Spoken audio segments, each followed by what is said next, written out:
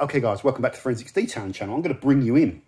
So we put 1 mil of each liquid glass cleaner, 24 of them, onto these test sections and let the liquid dry overnight. So we lose, as I said, the water, the alcohol, the volatile stuff. That volatile, you know, means in our normal environment it's not stable.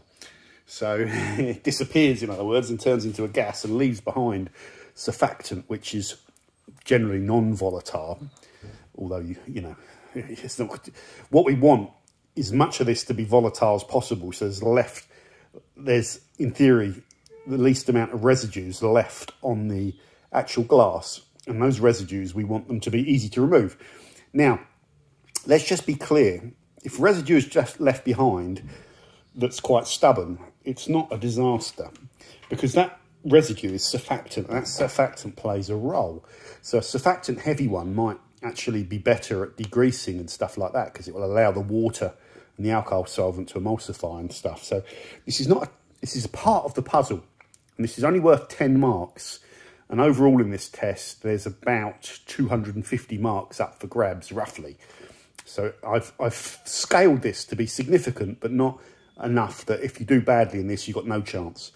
Okay, let's get on with this. Now, what I need to do is go through every square and pick out the ones with the most residue. And I want to bring you in so you can see there'll be no hanky-panky. But plus, I might not get it quite right, because this is very difficult. Now, I've eyeballed them before. I've got this panel up horizontally so you can see through it. You get a better idea then. Now, I think this Chemical Guys one, so that's Soft 99, that's Adams, that's Chemical Guys, etc. That's Carbon Collective, so the label's at the bottom. I'm just going to spin the camera around. I think the Chemical Guys one has the most residue. So get a load of that. Let's come right in.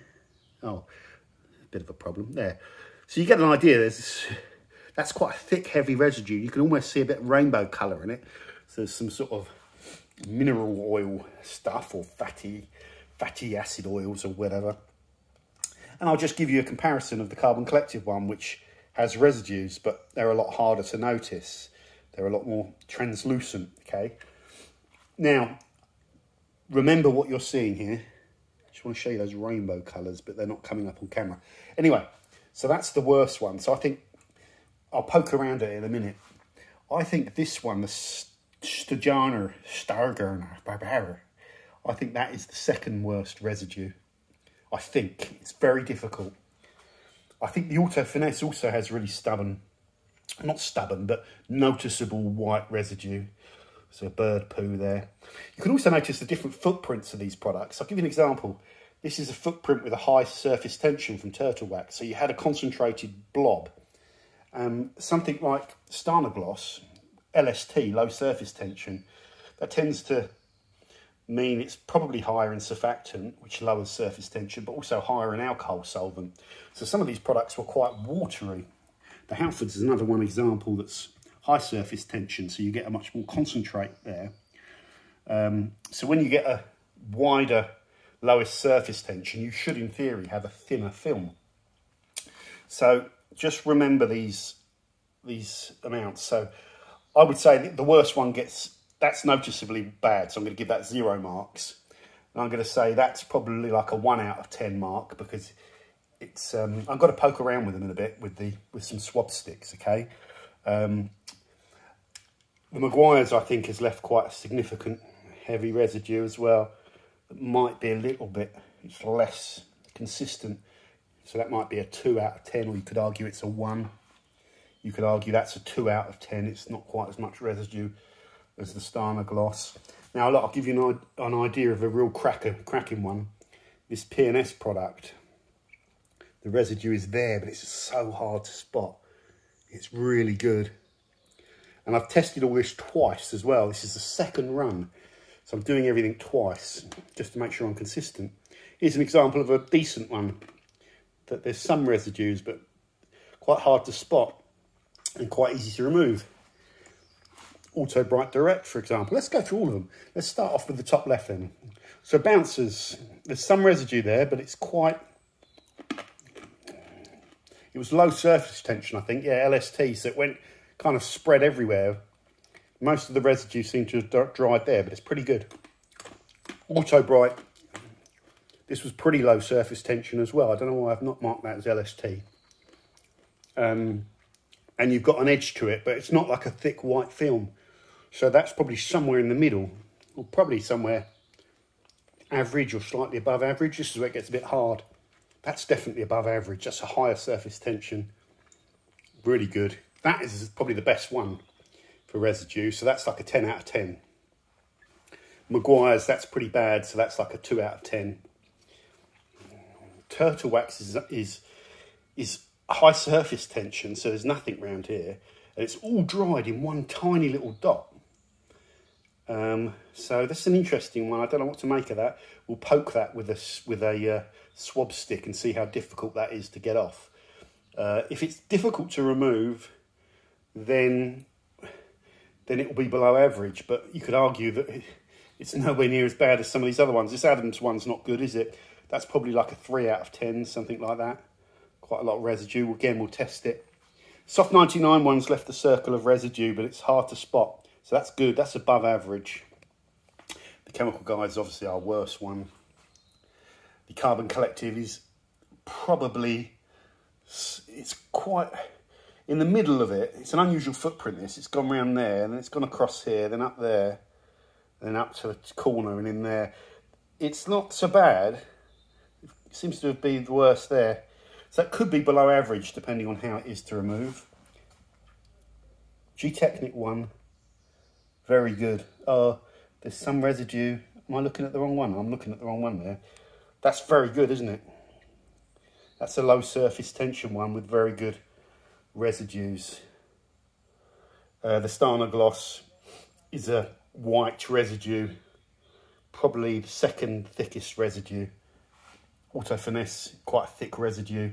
Both low surface tension, similar kind of levels of whiteness.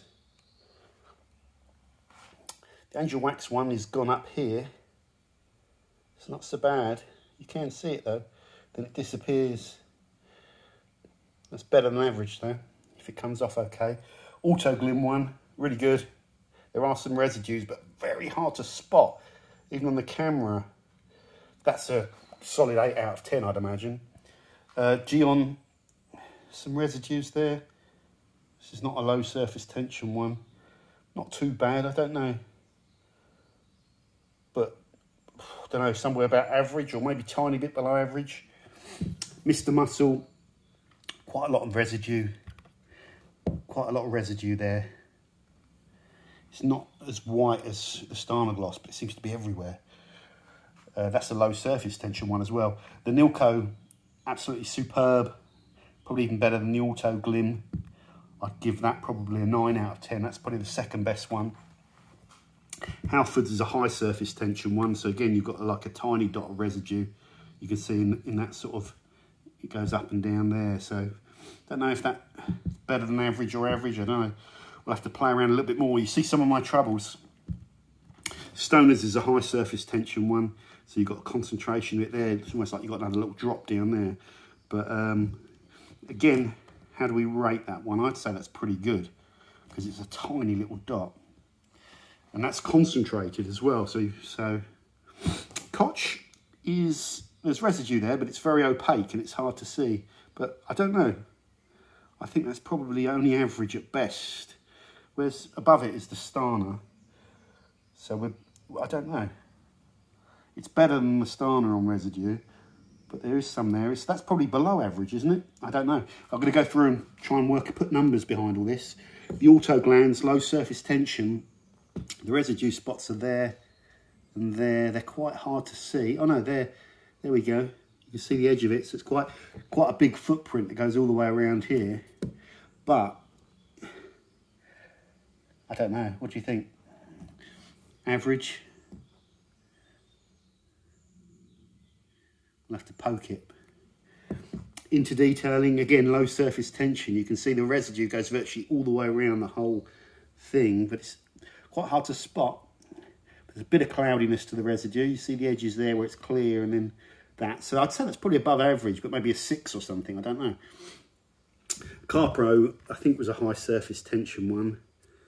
That's in a spot in the middle, sort of around there.